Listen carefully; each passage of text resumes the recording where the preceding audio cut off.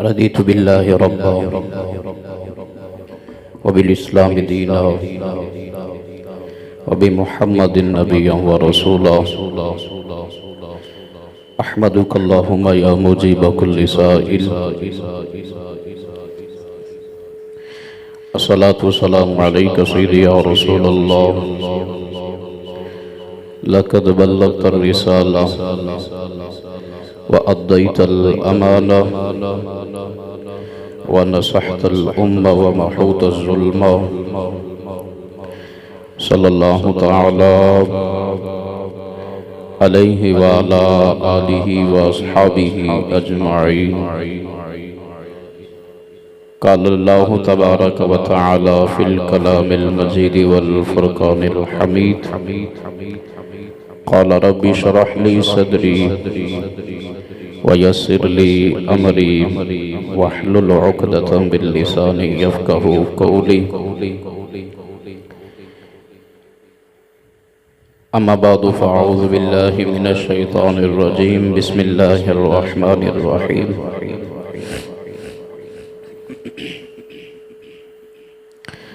يا أيها الناس اعبدوا ربكم الذي خلقكم والذين من قبلكم لعلكم تتقون. الذي جعل لكم الأرض فراشا والسماء بناء وأنزل من السماء ماء فأخرج به من الثمرات رزقا لكم فلا تجعلوا لله أندادا وأنتم تعلمون. قال الله تبارك وتعالى في الكلام المجيد والفرقان الحميد: قال رب اشرح لي صدري ويسر لي أمري واحلل عقدة من لساني يفقهوا قولي. إن الله وملائكته يصلون على النبي يا أيها الذين آمنوا صلوا عليه وسلموا تسليما. اللهم صل على سيدنا ومولانا محمد معدن الجود والكرم وعلى جميع الأنبياء والمرسلين وعلى آله وأصحابه وأزواجه وأهل بيته وبارك وسلم. الصلاة والسلام عليك سيدي يا رسول الله وعلى آلك وأصحابك سيدي يا حبيب الله.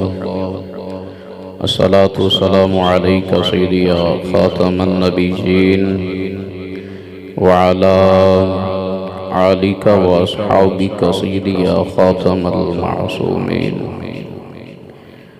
صلى الله على حبيبه محمد وعلى آلہ واصحابہ وبارک وسلم.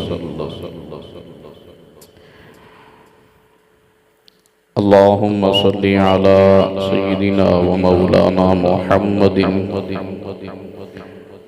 کما صلیت علی ابراہیم وعلی آل ابراہیم انک حمید مجید. اللہم بارک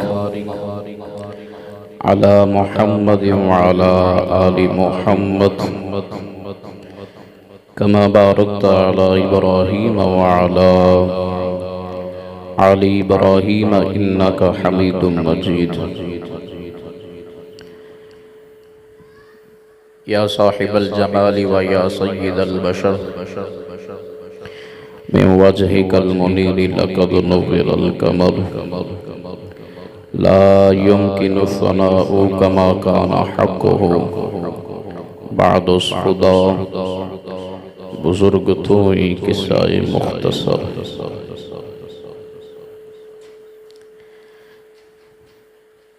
بندائے پروردگارم امت احمد نبی دوست دار چہار یارم تابع اولاد علی مذہب حنفیہ دارم ملت حضرت خلیل خاک پائے غوث اعظم زیر سایہ ہر ولی خلیفہ اول و بلا فصل افضل الخلق افضل البشر بعد الانبیاء حضرت صدیق عکس حسن کمال محمد حضرت فاروق ذل جاء جلال محمد حضرت عثمان ضیاء شمع جمال محمد صلی اللہ علیہ وسلم حضرت حیدر بہار باغ خصال محمد از مذہب رفاظ و خوارج و نواصب و بیزارم من کے سنی دوست دار چہار یارم لی خمسۃ اطفی بہا حر الوباء الحاطمہ المصطفیٰ والمرتضی وابنہما والفاطمہ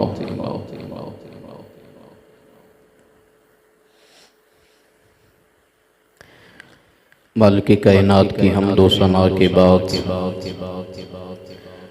درود اس کے پیارے محبوب امام الانبیاء خطیب الانبیاء خاتم الانبیاء خاتم المعصومین جناب محمد مصطفیٰ صلی اللہ تعالی علیہ وعلا آلہ وسلم آپ کی بارگاہ بے کس پناہ میں عجز و انکساری گریہ اوزاری کے ساتھ ہدیہ درود و سلام عرض کرنے کے بعد نہایت ہی واجب الکرام بزرگ دو ساتھیوں السلام علیکم ورحمۃ اللہ مالک کائنات کے فضل اس کی توفیق سے آج کی اس خوبصورت روپرور نورانی دن کے نورانی پروکار لمحات میں گھڑیوں میں مالک کائنات کی بارگاہ میں حاضر ہونے کی توفیق مل رہی ہے دعا ہے کہ مالک کائنات احکم الحاکمین ہم سب کی اس حاضری کو اول سے لے کر آخر تک اپنی بارگاہ الہ میں شرف قبولیت عطا فرمائے پروردگار قبول فرما کے ہم سب کے لیے ذریعہ نجات عطا فرمائے آج انشاءاللہ العزیز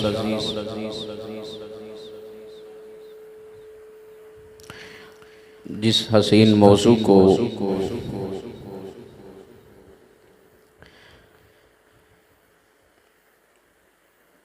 اپنی گفتگو کا حصہ بنائیں گے تخلیق کائنات کا آخر مقصد کیا دعا ہے کہ مالک کائنات حق بیان کرنے کی توفیق عطا فرمائے سن کے سمجھ کے دنیا میں اس فنا ہونے والی زندگی میں عمل کی توفیق عطا فرمائے میرے رب نے ارشاد فرمایا یا ایھا الناس اعبدوا ربکم الذی خلقکم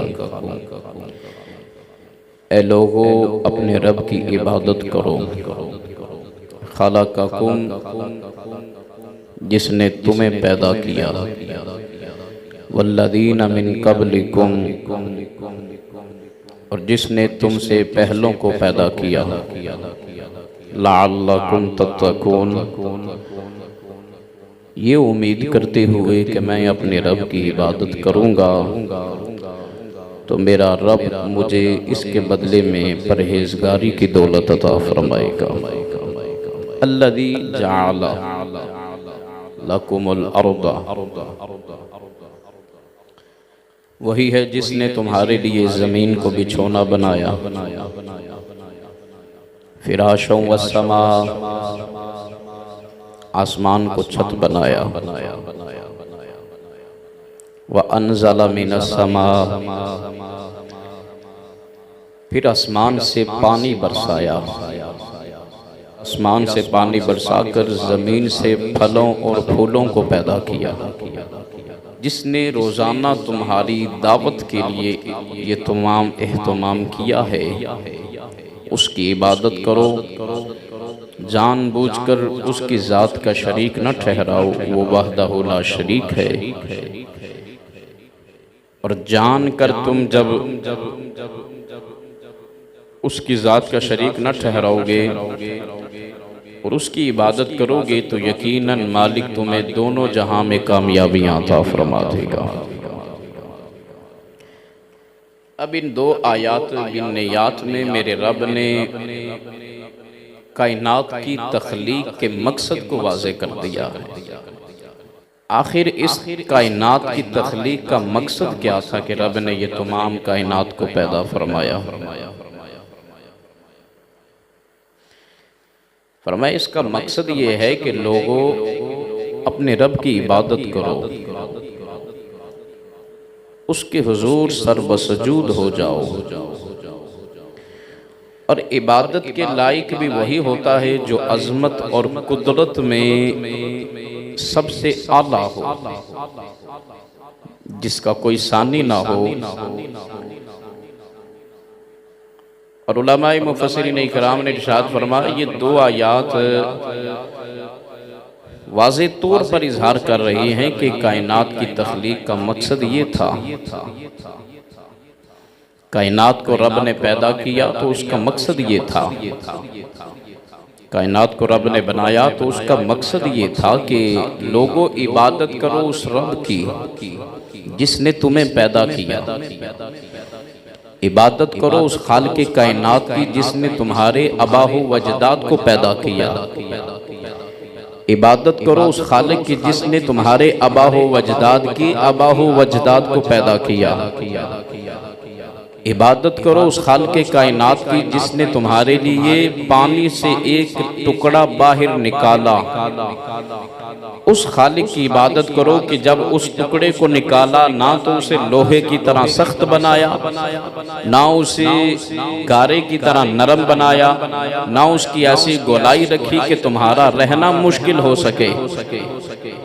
رب نے پانی سے اس ٹکڑے کو نکال کر نہ لوہے کی تشبیہ دی ہے، نہ گارے کی تشبیہ دی ہے، نہ اس کی گولائی ایسی رکھی ہے کہ جس پہ میرے بندوں کا ٹھہرنا ناممکن ہو جائے۔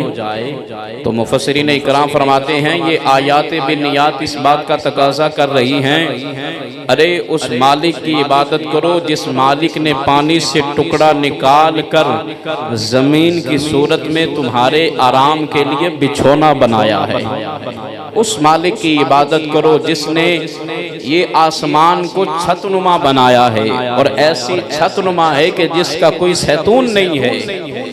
فرمایا اس خالق کی عبادت کرو جس خالق کائنات نے پھر آسمان سے پانی برسایا، پھر تمہارے رزق کا اہتمام کیا، زمین سے پھر پھلوں اور پھولوں کو پیدا کیا، پھر زمین سے پھلوں اور پھولوں کو نکال کر تمہیں اپنی بارگاہ سے رزق عطا کیا۔ فرمایا حق ہے کہ تم اس خالق کی عبادت کرو جس خالق نے یہ سارا انتظام فرمایا ہے۔ فرمایا کہ اگر آج کوئی معمولی سی تنخواہ پر تمہیں ملازم رکھ لے تو تم اس کے ماتحت جو حکم آتا ہے اس پہ عمل کرتے ہو۔ اس کی وجہ کیا ہے؟ اس کی وجہ وہ معاوضہ ہے جو بدلے میں اس نے مجھے دینا ہے، اس کی وجہ وہ قیمت ہے جو بدلے میں اس نے مجھے واپس دینی ہے۔ فرمایا کہ یارو اگر رب نے تمہیں یہ شعور دیا ہے کہ تم اگر کسی کے ہاں ملازمت کرو اس کے معاوضے کے بدلے میں اس کی کسی بات کا انکار نہیں کرتے تو کیوں بھول گئے ہو؟ رب تو قدم قدم پر احسانات فرما رہا ہے، رب تو قدم قدم پر فضل عطا کر رہا ہے، رب تو قدم قدم پر تمہیں رحمتیں عطا کر رہا ہے۔ تمہارے اعمال جیسے بھی ہیں، تم سیاکار ہو، تم خطاکار ہو، تم گناہگار ہو، تم اس کی بات پر عمل کرتے ہو یا نہیں کرتے، تم اس کی لا ریب و بے عیب کتاب کے احکامات پہ عمل کرتے ہو یا نہیں کرتے، لیکن وہ یہ نہیں دیکھتا اس نے میری حکم عدولی کی ہے، اس کے اوپر یہ نعمت کو بند کر دیا جائے، اس نے میرا یہ حکم نہیں مانا، اس کے اوپر یہ نعمت کا دروازہ بند کر دیا جائے، اس نے میرے حکم کو نہیں مانا، اس پر یہ نعمت کا دروازہ بند کر دیا جائے۔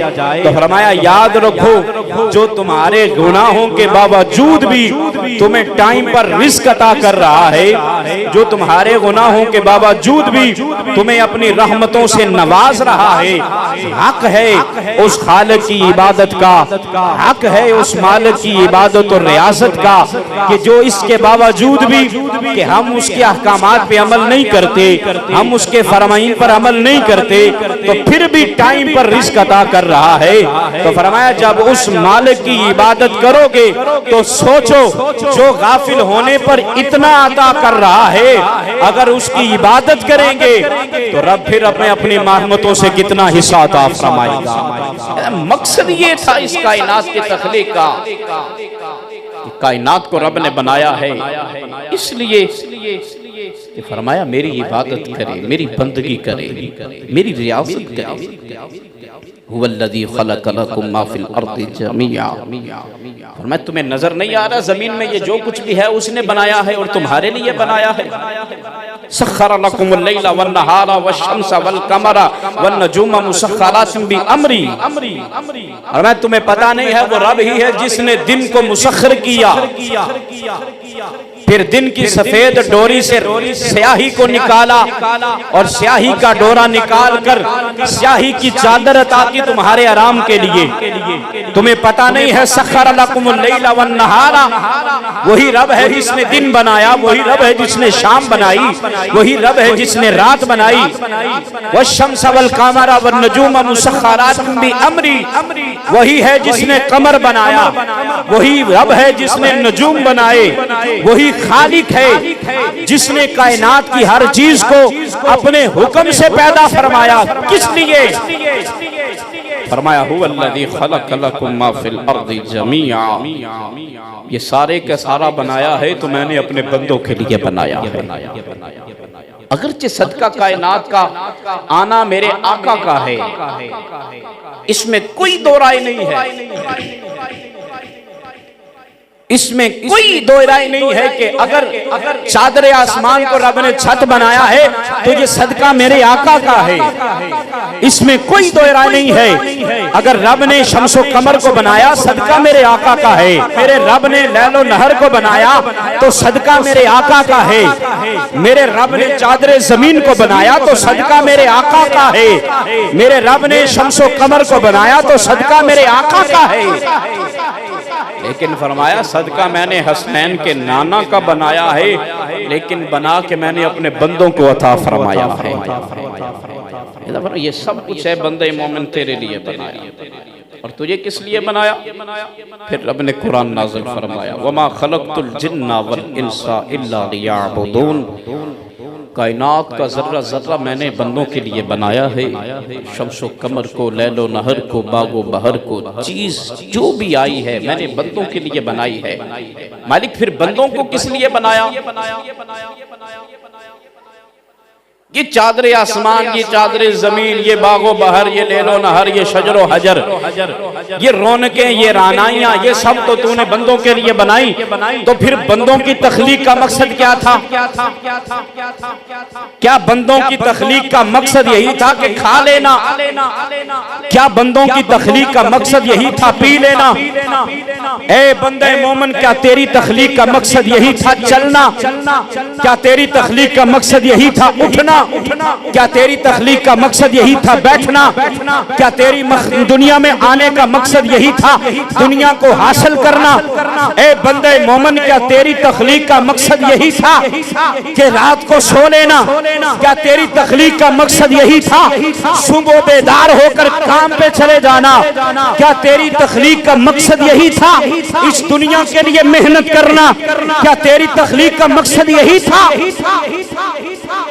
آواز آتی ہے نہیں، میرے بندوں کی تخلیق کا مقصد کھانا نہیں تھا، میرے بندوں کی تخلیق کا مقصد پینا نہیں تھا، میرے بندوں کی تخلیق کا مقصد سونا نہیں تھا، میرے بندوں کی تخلیق کا مقصد اٹھنا بیٹھنا چلنا دنیا کمانا نہیں تھا۔ یہ ضرورت تھی، مقصد نہیں تھا۔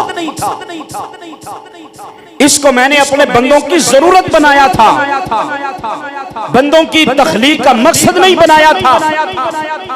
رب قرآن میں فرما رہا ہے میرے بندے، یہ تیرا چلنا، یہ تیرا اٹھنا، یہ تیرا بیٹھنا، یہ تیرا کلام کرنا، یہ تیرا دنیا کمانا، یہ تیرا رزق حلال کے لیے کوشش کرنا، یہ تیری زندگی کی سانسیں حاصل کر کے دنیا کے بڑے بڑے عہدوں پر بیٹھنا، یہ تخلیق کا مقصد نہیں تھا، یہ تیری زندگی کا حصہ تھا، یہ تیری زندگی کی ضرورت تھی، تخلیق کا مقصد یہ نہیں تھا۔ تو مالک پھر تخلیق کا مقصد کیا ہے؟ کیوں بندوں کو بنایا؟ فرمایا میں نے زمین میں جو کچھ بھی بنایا ہے اپنے بندوں کے لیے بنایا۔ والذی خلق لکم ما فی الارض جمیعا، یہ جو کچھ بھی ہے صدقہ میرے آقا کا میرے بندوں کے لیے ہے۔ کیا تم نہیں دیکھتے یہ کائنات میں جو کچھ بھی سجایا ہے اے میرے بندوں یہ تیرے لیے ہے؟ تو بندوں نے تو یہ سب کچھ حاصل کیا۔ ان کی تخلیق کا مقصد یہ تھا کہ اپنے بندوں کے لیے بنایا، تو اپنے بندوں کی تخلیق کا مقصد کیا تھا؟ یہ بندے بھول بیٹھے ہیں تیرے اپنی تخلیق کا مقصد، اپنے آنے کا مقصد کیا تھا؟ ان تیرے بندوں نے بھلا دیا ہے، ان تیرے بندوں کو یاد نہیں ہے۔ مالک کیا مقصد تھا جن کے لیے تو نے یہ رانائیاں پیدا کی، یہ رونقیں بنائی، یہ چادر آسمان کو بنا کے پانی نازل کیا اور اس انداز میں کیا کہ قطرہ قطرہ رحمت بن کے میرے بندوں پہ گرے، باعث رحمت بنے، باعث زحمت نہ بنے۔ پانی جب چلتا ہے تو ایک ایسی روانگی کے ساتھ چلتا ہے، اپنے سامنے آنے والی چیزوں کو بہا کر لے جاتا ہے، لیکن اتنی ہائٹ سے تو اگر پانی دے رہا ہے انزل من السماء، تو اس کا بھی ایک تسلسل ہے کہ میرے بندوں کے لیے رحمت بنے، زحمت نہ بنے۔ میرے بندوں کے لیے ایک ایک قطرہ زمین پر جائے تو رحمت کا ذریعہ بنے، میرے بندے اس سے مایوس نہ ہوں۔ مالک یہ سارا اہتمام تو نے اپنے بندوں کے لیے کیا ہے، تو تیرے بندے بھول گئے ہماری تخلیق کا مقصد کیا تھا۔ رب نے پھر قرآن نازل فرمایا وَمَا خَلَقْتُ الْجِنَّ وَالْإِنسَ إِلَّا لِيَعْبُدُونَ، اے میرے بندوں یہ کائنات کا ذرہ ذرہ میں نے تمہارے لیے بنایا ہے، میں رب نے اپنے بندوں کو اپنی عبادت کے لیے بنایا ہے۔ بولو سبحان اللہ۔ میرے بندوں کی تخلیق کا مقصد میری عبادت ہے، میرے بندوں کے آنے کا مقصد میری عبادت ہے۔ کہا یہ دنیا، یہ رونقیں، یہ رانائیاں یہ مقصد نہیں تھا، یہ تو ضرورت تھی۔ مثال کے طور پر اگر پوری انسانیت ختم ہو جائے نا تو سورج پھر بھی چمکتا رہے گا، اگر پوری انسانیت ختم ہو جائے چاند پھر بھی چمکے گا، اگر روئے زمین سے انسانیت کا آخری فرد مٹ جائے تو بارش پھر بھی برسے گی۔ یہ مقصد نہیں تھا، یہ ضرورت تھی۔ کیسے؟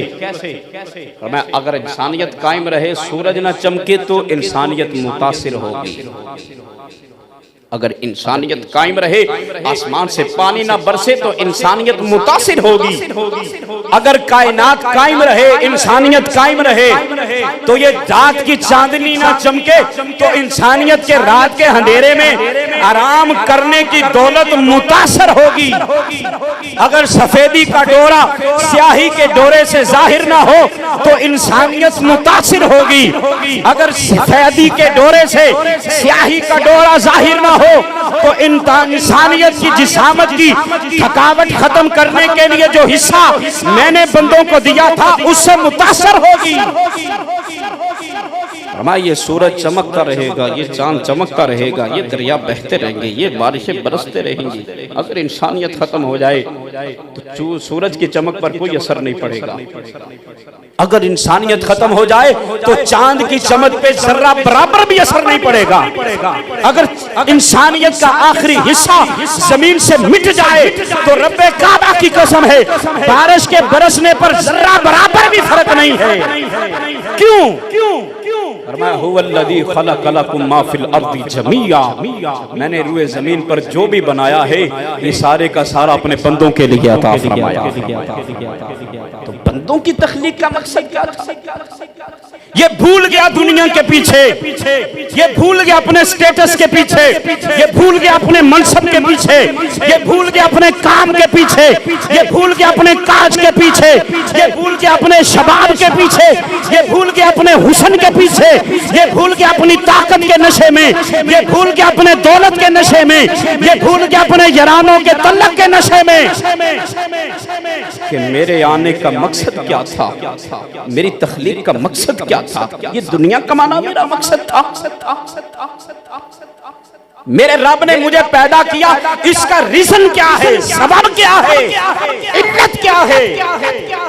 رب نے قرآن میں واضح کر دیا ہے، فرمایا ما خلقت الجن والانس الا لیعبدون، اے میرے بندوں میں نے یہ سب کچھ تمہارے لیے بنایا ہے، تمہیں میں نے اپنی عبادت کے لیے بنایا ہے، میری عبادت میں آ جاؤ گے تو ان نعمتوں کے اندر اور میں اپنی بارگاہ سے اضافہ عطا فرما دوں گا۔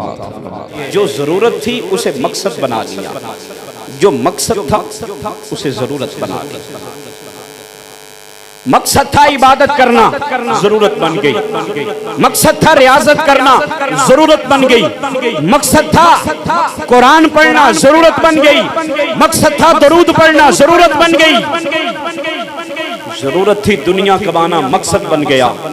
ضرورت تھی بڑا نام کمانا، مقصد بن گیا۔ ضرورت تھی عزت کمانا، مقصد بن گیا۔ اور بھائی ایسا نہیں ہے، مقصد اور تھا، ضرورت اور تھی۔ ذلت کی وجہ یہ ہے جو میں نے مقصد بنایا تھا اسے ضرورت بنا لیا، جو میں نے ضرورت بنائی تھی اسے مقصد بنا لیا۔ جب میرے قوانین کو بدلا، میرے ضابطوں کو بدلا تو کیا ہوا؟ پھر فرمایا ذلت کا سامنا کرنا پڑ گیا۔ فرمایا جو میں نے بنایا ہے، جو میں نے مقصد بنایا ہے، اسے مقصد سمجھ کر اگر زندگی بسر کرو گے تو میں رب دونوں جہاں میں عزتوں کے تاج عطا فرما دوں گا۔ مثال کے طور پر ضرورت تھی اولاد کے لیے محنت کرنا، ضرورت تھی اچھا کاروبار حاصل کرنا، زندگی کے حصہ ہے، ضرورت ہے۔ ضرورت تھی معاشرے میں اچھا نام کمانا، ضرورت تھی دنیا حاصل کرنا ایک حد تک، لیکن آج کے معاشرے کی یہ ضرورت نہیں، یہ مقصد بن گیا۔ ذہن سازی بن گئی کہ میں نے اتنا کرنا ہے، میرا یہ مقصد ہے، میں نے اس تک پہنچنا ہے، میرا یہ مقصد ہے۔ اور نہیں یہ مقصد نہیں تھا، یہ ضرورت تھی۔ اب مقصد تھا رب کی عبادت کرنا، ضرورت کیسے بنی؟ کاروبار میں خسارہ آ گیا ہے، چلو 100 رکعت نماز نفل پڑھتے ہیں، اللہ 100 رکعت نماز نفل کی وجہ سے میرے کاروبار میں برکت عطا فرمائے۔ اب یہ ضرورت بن گئی، مقصد تو رہا نہیں۔ اپنی دکان کا شٹر کھولا ہے تو دکان میں بیٹھ کر اگر عرب کی ذکر سے اپنی زبان کو تر رکھا ہے تو یہ نیت ہے کہ دکان میں برکت آئے، اچھی نیت ہے، یہ نیت ہے کاروبار میں برکت آئے، اچھی نیت ہے، لیکن یہ ضرورت ہے، مقصد نہیں ہے۔ فرمایا اگر مقصد سمجھ کے کرو گے تو پہلے ضرورت کے ارادے سے کر رہے تھے تو ایک ثواب ہے کہ نیت ہے دکان میں رحمت آئے، قرآن پڑھتا ہوں، فرمایا ایک ثواب ہے۔ اگر مقصد سمجھ کے پڑھو گے کہ میرا دنیا میں آنے کا مقصد اللہ کا ذکر ہے، اللہ کے ذکر سے اپنے آپ کی زبان کو تر رکھنا ہے، میرے دنیا میں آنے کا مقصد رب کی عبادت ہے، تو دکان پر بیٹھ کر بھی اگر تخلیق کے مقصد کو نظر رکھ کر رب کے قرآن کی تلاوت کرو گے، فرمایا اللہ رحمت بھی عطا کرے گا اور اللہ مقصد کی ادائیگی کا بھی اجر و ثواب عطا فرمائے گا۔ فرمایا ضرورت کو مقصد بنا لیا، مقصد کو ضرورت بنا لیا۔ جب انسانیت نے یہ ہمارے قانون کو بدلا، کیوں فرمایا انسانیت جب بھی قوانین الہیہ کو بدلتی ہے تو ذلیل ہوتے ہیں۔ انسانیت ذلت کی طرف جا رہی ہے، میری طرف سے حدود یہ تھی کہ ضرورت یہ ہے، مقصد یہ ہے، مقصد کو مقصد تک رکھو، ضرورت کو ضرورت تک رکھو۔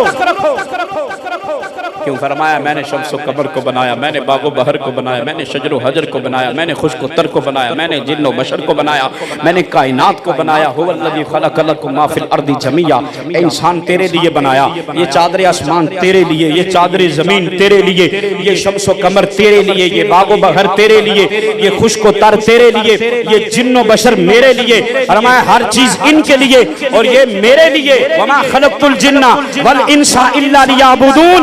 فرمایا یہ جب جان کر میری عبادت کی طرف آ جائیں گے تو میں رب اپنے بندوں کو دونوں جہاں میں عزتیں عطا فرماتا۔ زور سے فرماؤ سبحان اللہ۔ تخلیق کا مقصد یہ تھا، لیکن کیا ہوا؟ اس کے اپوزٹ چلے، اس کے برعکس چلے۔ مال ہونے کے باوجود برکت نہیں ہے، عزت ہونے کے باوجود اطمینان نہیں ہے، بڑا سٹیٹس اور بڑا منصب ہونے کے باوجود بندہ مطمئن نہیں ہے۔ کیوں فرمایا کہ بڑے سٹیٹس اور بڑے منصب میں تو اطمینان ہے ہی نہیں، مال و زر میں تو اطمینان ہے ہی نہیں، یہ تمہاری خام خیالی ہے۔ دنیا میں تو اطمینان ہے ہی نہیں، یہ تو تمہاری خام خیالی ہے۔ اطمینان تو تھا الا بذکر اللہ تطمئن القلوب۔ میرے ذکر میں اطمینان ہے، تم میرے ذکر کی طرف آ جاؤ، میں رب تمہیں اطمینان دے کے اپنے رحمتوں کے دامن میں جگہ عطا فرماتا ہوں۔ وما خلقت الجن والانس الا لیعبدون، کائنات کی تخلیق کا مقصد یہ تھا، الا لیعبدون، اس کی عبادت کرنا، اس کی بارگاہ میں جھکنا، اس کی بارگاہ میں سر بسجود ہونا، اس کی ذات کا ہمہ وقت اس زبان سے شکر ادا کرنا۔ لئن شکرتم لازیدنکم، وہ تو کہہ رہا ہے جب یہ زبان شکر ادا کرتی ہے میں اور زیادہ کر دیتا ہوں، جب یہ زبان سے ناشکری نکلتی ہے دی ہوئی بھی واپس لے لیتا ہوں۔ لئن شکرتم لازیدنکم، فرمایا ہر حال میں جب یہ زبان شکر ادا کرتی ہے، جو نعمت عطا کر رہا ہوں میں رب اس میں اور اضافہ عطا فرما دیتا ہوں۔ اسی واسطے کہنے جانوری پیدا کیے تیری وفا کے واسطے، چاند سورجی اور ستارے، چاند سورجی اور ستارے، تیری ضیا کے واسطے، کھیتیاں سرسبز ہیں، کھیتیاں سرسبز ہیں، تیری غذا کے واسطے، کھیتیاں سرسبز ہیں، تیری غذا کے واسطے، سب جہاں تیرے لیے، سب جہاں تیرے لیے،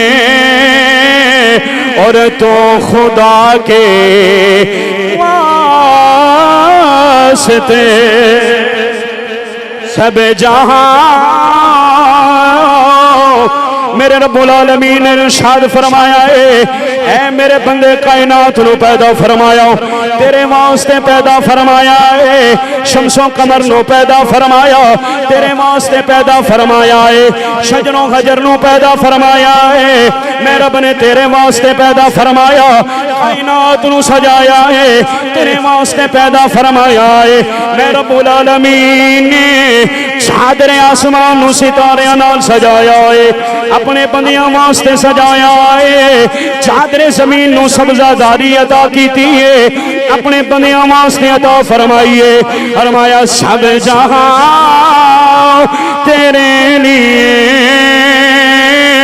سب جہاں تیرے لیے اور تو خدا کے واسطے وما خلقت الجن والإنس إلا ليعبدون أيها الناس اعبدوا ربكم الذي خلقكم والذين من قبلكم لعلكم تتقون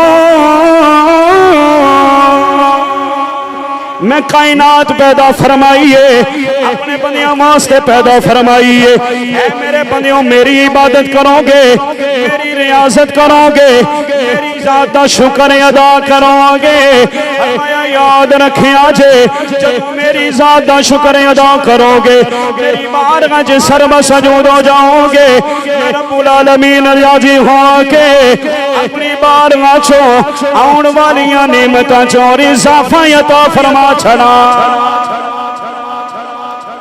کائنات کو میں نے تمہارے لیے بنایا ہے اور اسی کے ساتھ گفتگو سمیٹ رہا ہوں اے اللہ کے بندو اگر عزت چاہتے ہو تو اپنی تخلیق کا مقصد جانو اور یہ کہاں جاننا ہے قرآن سے نبی کے فرمان سے جو میں نے اس کا تھوڑا سا خلاصہ آپ کے سامنے رکھا ہے دعا ہے کہ اللہ ہمیں اپنی زندگی کے مقاصد کو سمجھنے کی توفیق عطا فرمائے